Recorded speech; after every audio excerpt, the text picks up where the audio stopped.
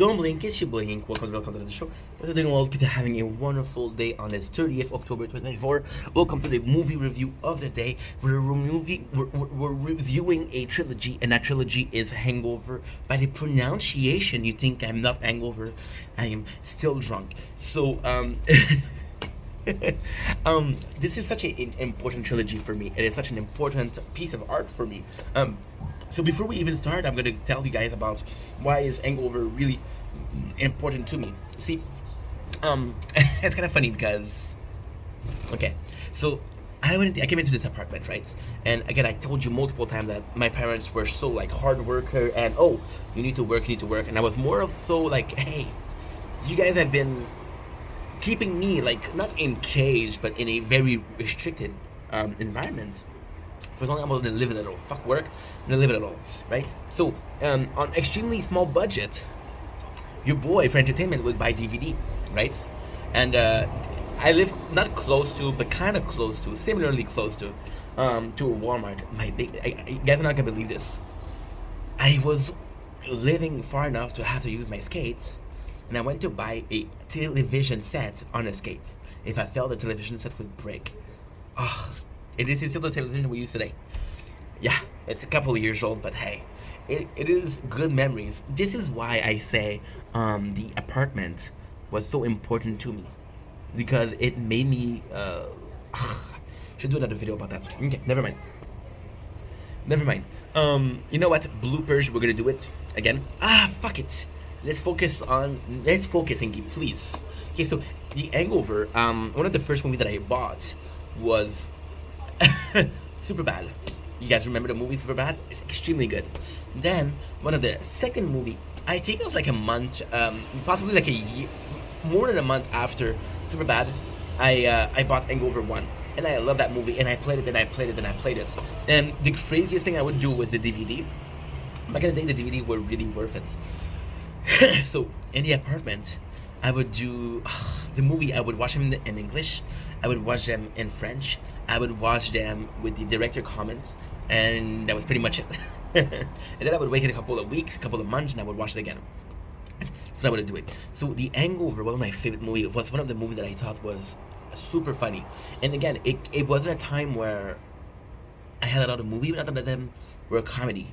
The comedy I had, once again, Super Bad. I had Pineapple Express, and that's about it for the comedy before I bought Hangover. And The Hangover, I watched that movie, upward of 10 times. Upward of 15 times. And it was nice because the Walmart bin that was close to me had this $5 bin. The Walmart had this $5 bin. The $5 bin was super easy. You go in, you pick up a DVD, they're $5. If you're lucky, you find a good movie. If you're not lucky, there's no movie, you don't give a fuck. But then again, you complain, they're $5. So we found Hangover, and I was like, yo, dude, this is so cool. And then I was seeing the Hangover 2, Hangover 3, and I was like, it's not in the bin, I couldn't watch it. So the Hangover 1 was actually a movie that really, really meant a lot to me, more so because it was one of the only movies that I had. It was a good movie. So, see, it's sort of the question, would you rather have 120 piece of work or a couple that is really good? A lot of people would say a couple that's really good. Hangover was a really good movie that I had.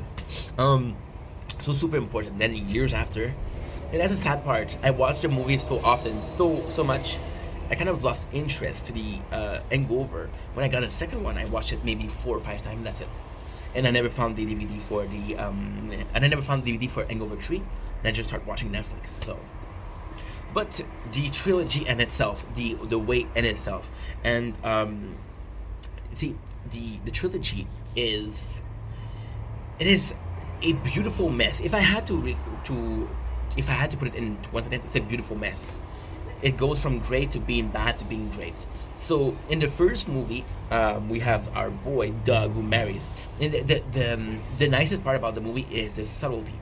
So for example, in the first movie, one of the characters that you kind of like is the father of the wife of Doug, which is again the guy we are looking for. And you can see that he's weird. Now, why is that important? Because Alan, which is part of the 4 guys, is weird. So the cool thing about it is you have Doug. Okay, so how can I say that? Okay. So there's three guys, three best friends, which is two are the Nard Dog, Bradley Cooper, and Doug. I don't know who that guy is. And it's a sad part. You're gonna see why during the first and the second movie, and even the third movie. It's really sad.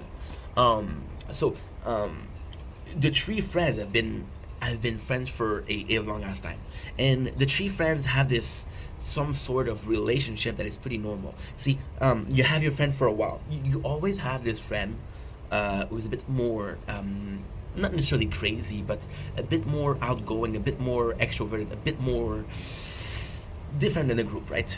And this guy often is kept around, but you have your inner circle of friends. Your real inner circle of friends are most likely people that are very similar to you.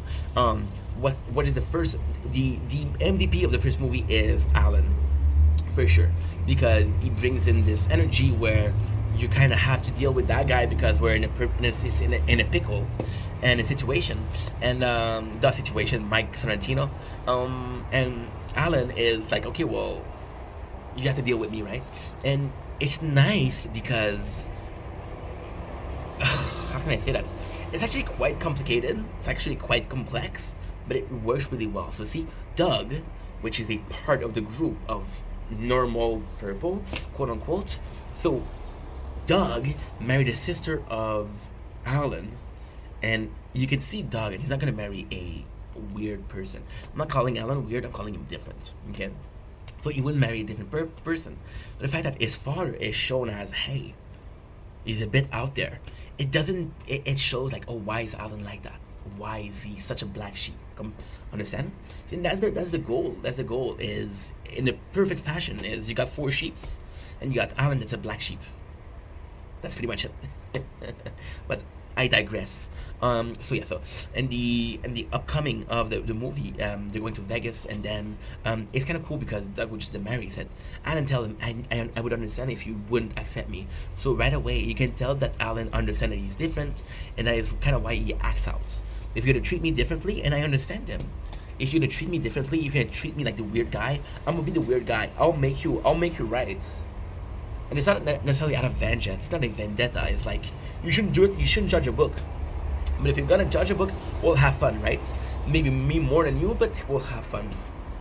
So we're going to Vegas, and the perfect thing about Hangover is it's such a the first Hangover is so cool. They're going to Vegas, which is the city of sin, right? And right away before that, we have the three characters, and the way they're put together is amazing.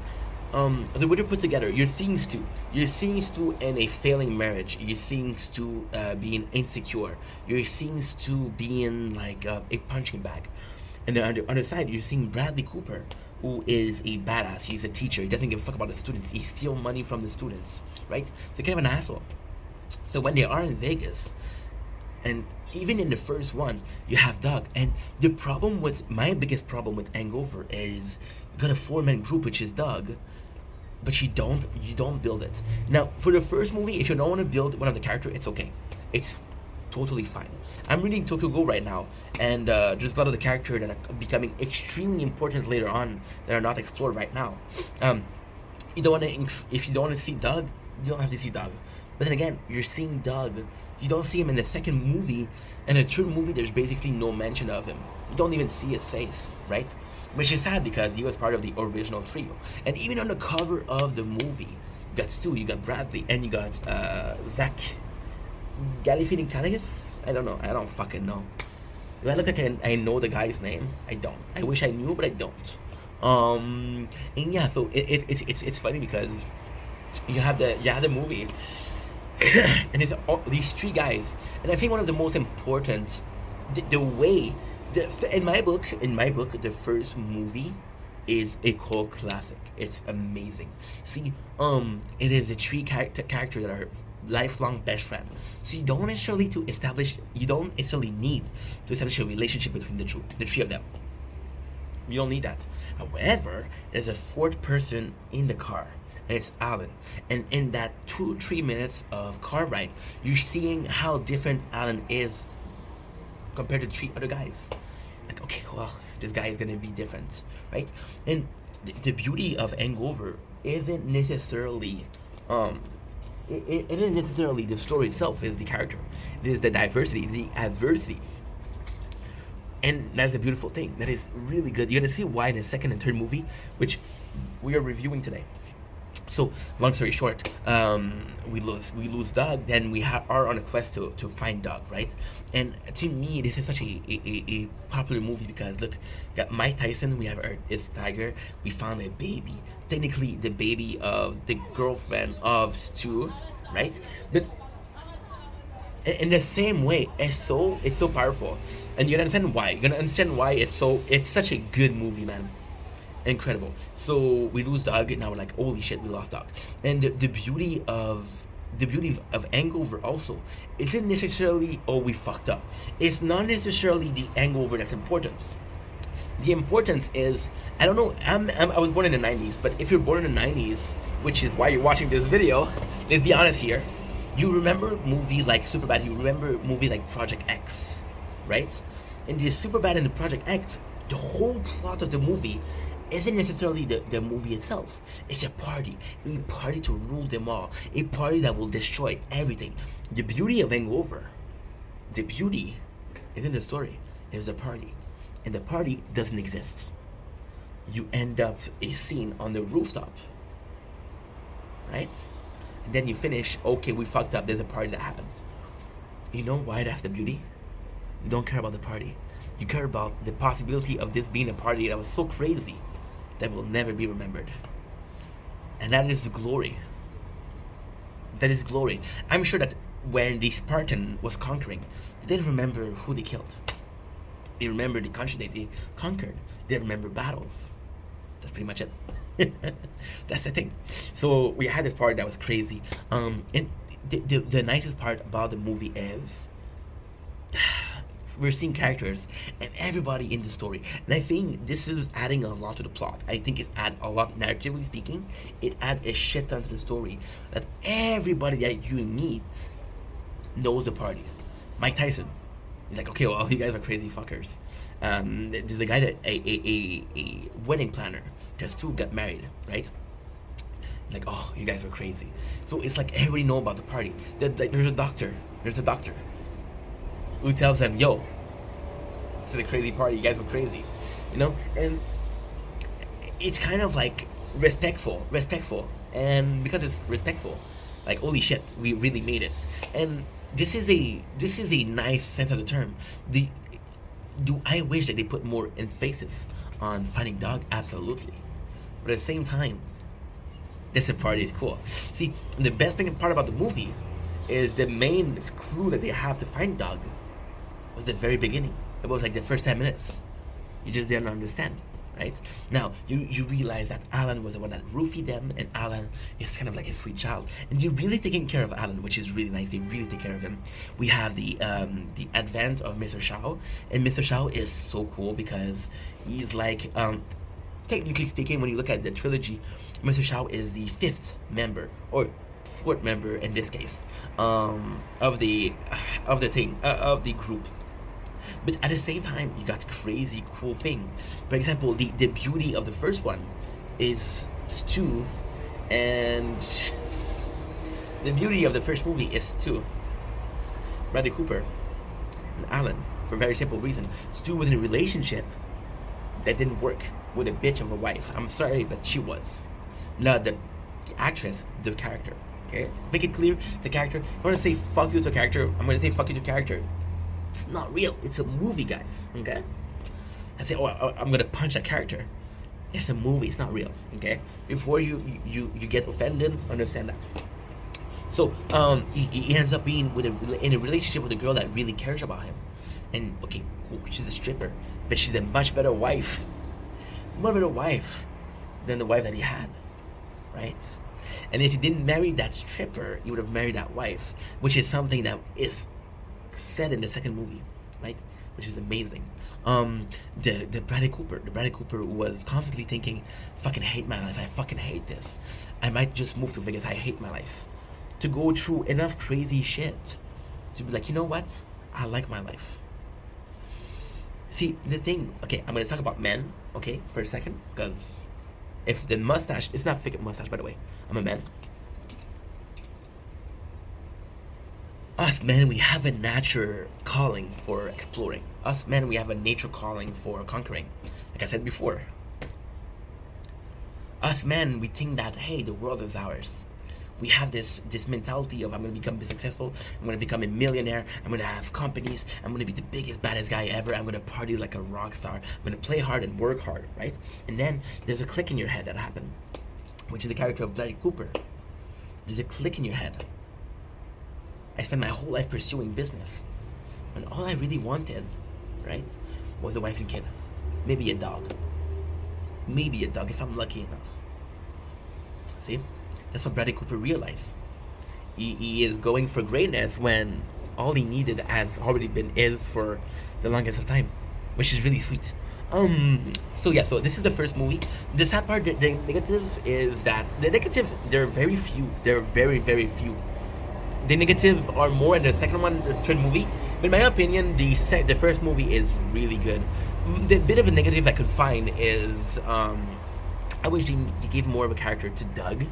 Because yes, it is a bachelor party for Doug.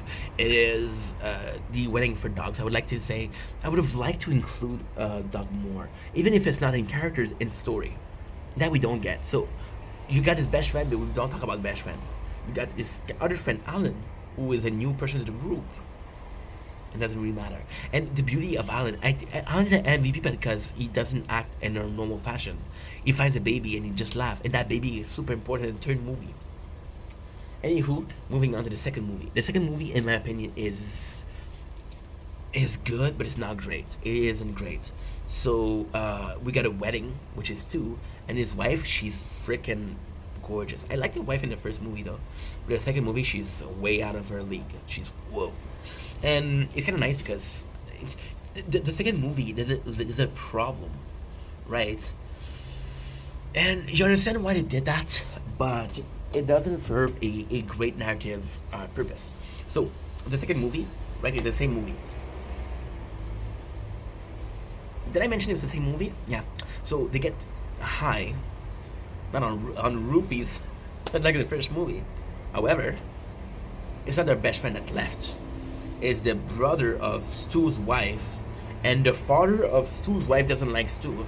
So Stu loses the brother, and it's like, oh, this is a great way for me to be loved. So the sad part is it a good movie? Yes, it's great. It's great. As you take the first movie, the second movie suffer from the sequel syndrome. What is the sequel syndrome? Is we're doing the same thing as the first movie, but we're doing it bigger. That way, when people see the second movie, like, oh, this was crazier. But it's the same thing. You also go after a person. The difference is we're in Thailand, so the things are very, very different. There's comedic aspect, but it's the same thing. And that is my biggest problem. That is my biggest problem with the second one. The second one is great. On paper, it's great. The second one, the problem with the second one is actually quite simple. I can talk to you about the first movie and say, yo, I have fond memories of it. Was legendary. The second movie, like, I don't know, it was a really good movie. Very similar to the first one. Understand? The second one, if that was the first one, would have been great. But because it's the same thing, it's kind of bad. For example, in the first one, Stu marries a stripper. Right? Second one, he marries a stripper, but she has a dick. He doesn't marry her, he just fucks her. Oh, no. She fucks him. Right? And the first one, Stu takes lots of teeth. And the second one, Stu get a tattoo. Mike Tyson tattoo. Zach is... And the first movie is extremely funny, and the second movie is the same way. The second movie suffer a lot from that. But however, the story is... The story in itself suffer a lot from that plot. But at the same time, it's very good because, like, okay, this is crazier than the first one. We're upping the skills. And that's what happened when you do content. Every single movie. You're trying to do better than the first one, right? Otherwise, why do a sequel? So the second movie, not that great, but not that bad. There's a culture of Thailand, which is great. The boys are out of the country, which is also great. And it's pretty nice. It's pretty fucking nice. And the third movie is, I want to say, a mess. But I have to respect the movie. The second movie, the baddest thing, no dog. The third movie, no dog. So Because do I give a fuck about Doug? Sorry, bro, but no, I do not give a fuck about Doug. I'm sorry. I'm sorry.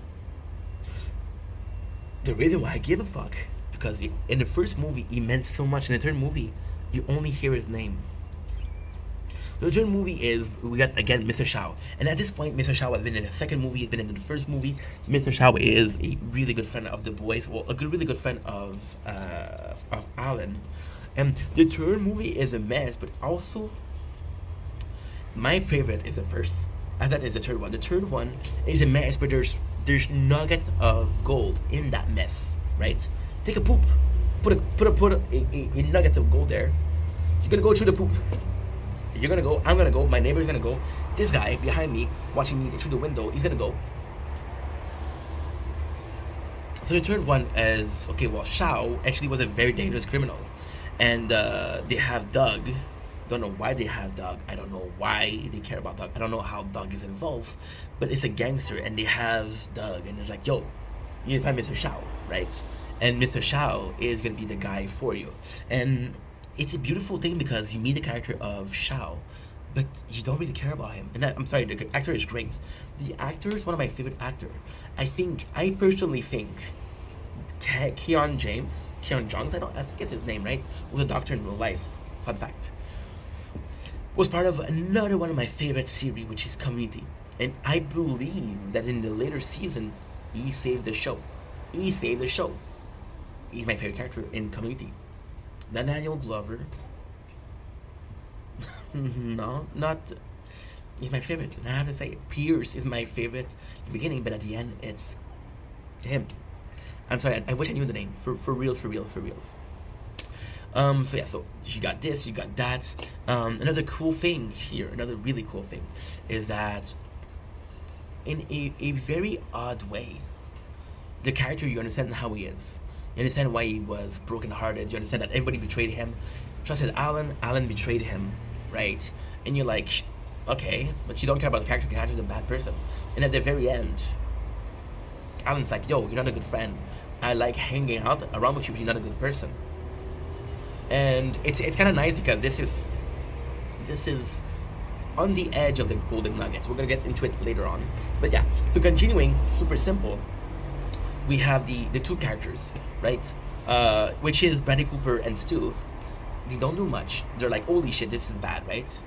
But then again, it's nice because you're not looking for a missing person. You're trying to bait Shao into giving up the gold. And Shao is a really good character because there's moments where he's completely insane. He's gonna eat dog food. He's gonna do the dog. He's gonna the dog collar, which is a security code, gonna steal from Marshall. So Marshall's like, oh, he stole half of my goal, and Shao in the movie will steal the other half of his goal. The movie is a mess. Narratively speaking, it's a complete mess. It is. It is great because it's a different recipe than, oh, our friend disappeared and we don't remember the evening, so we have to find him again. It's very different from that. That's cool. But the problem is we have a tired Bradley Cooper. And I'm not talking about his performance. I'm talking about the character that he plays. He's tired. He does the same thing over and over again, and he's tired. It's like, okay, this is the third movie. I'm the same guy as the first movie, and I'm gonna do the same thing as I did in the first and the second movie. With the character of Stu. The character of Stu, the beauty of the character is Stu. And the first movie and the second movie he's very, not necessarily, it's not necessarily insecure, but he's very I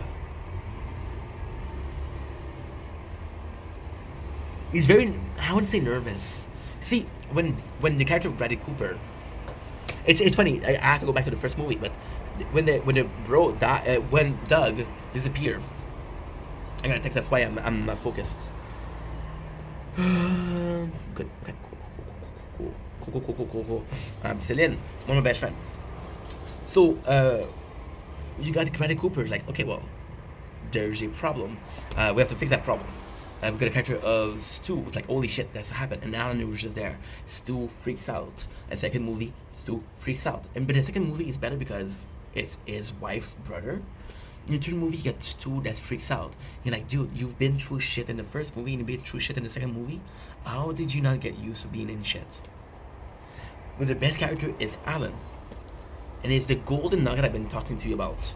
Alan character is the best written characters in the whole trilogy of the whole trilogy of Hangover. And the first movie is this weird character. In the second movie, he is this weird character. But in the first movie, is this weird character that is strangely able to do shit. For example, when it's time to get money, he counts a card. Okay? And in the second movie, he's able to do shit. He's able to get Shao to help them, which is the only reason they're still alive, or they're still good. In the third movie, Alan loses his father. And you realize that this father was enabling him a lot. So this character of Alan was a man-child, had to grow up. And this is the character. And it's nice because he tells Phil, listen, there's moments on the movie that are golden nuggets. He tells Phil, which is the character of Bradley Cooper, finally remember his name. He tells him, I cannot baby you around. I cannot be a role model for you. When you know it's the opposite side, you know that Phil is a role model for you. So Alan is growing up, and Alan is becoming the person that he needs to be. And even though the Hangover 3 is the last movie of the bunch, you finally get a positive ending for Alan. And you realize that, why is that important? Stu already has a wife. Bradley Cooper has a wife, he has kid, he's good. He is good. Those two characters are going through life and they're in very good position. And Alan, who is way behind. See, the movie starts with almost a intervention, because Alan is not doing good since the father died, right? And then he grows up, and it's nice because it's not necessarily about him growing up. It's about him finally being able to be the person he was meant to be. There's also a quick shout out to the movie. In the third movie, they're going to Las Vegas, and they're going back to the stripper. And we're seeing the baby that was in the first movie, and we're seeing a little kid, how he grew up. And it's a legacy. With the third movie, I'll be completely honest, great plot, great plot. Better than the second one. Not as good as the first one, though. It just feels tired. It just feels like you were doing the same thing over and over and over again. That's pretty much it. So that was the Hangover trilogy. Hope you guys enjoyed it. Give it a like. Thank you for watching this. Thank you for watching me. Thank you for the support. I appreciate you guys, and I love y'all. Take it easy, peace.